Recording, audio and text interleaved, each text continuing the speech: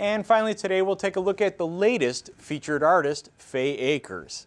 Her work can be seen at the lower level of City Hall and at the Sterling Heights Public Library. Fay, who specializes in realism, utilizes multiple mediums but focuses on colored pencil. If you go to the other wall, it's 100% color pencil. I belong to the Color Pencil Society of America, and I've won some awards through them. And until recently, I didn't have like my own studio, so now I have a space where I can do oil painting. So I've ventured out into oil painting now, but I do like to do watercolor, but mostly I stick to color pencil or oils. Fay wanted to be an artist all of her life and started college working towards a degree in fine arts, but switched majors to be a graphic designer.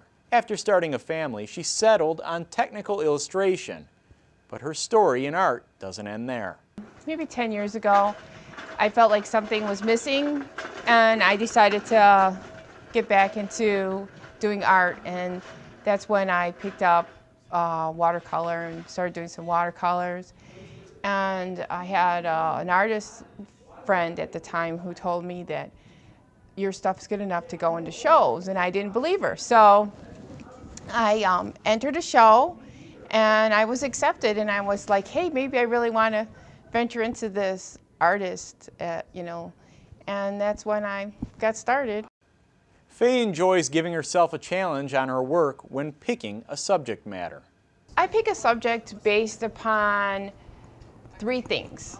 One, well, first of all, I like to challenge myself. So I look to see if there's like a texture or a surface in that particular subject that maybe I've never done before.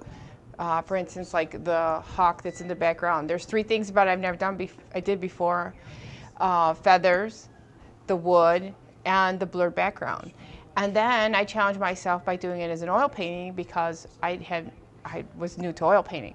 So then those three things inspired me to do that. And I just really enjoyed myself while I was doing that.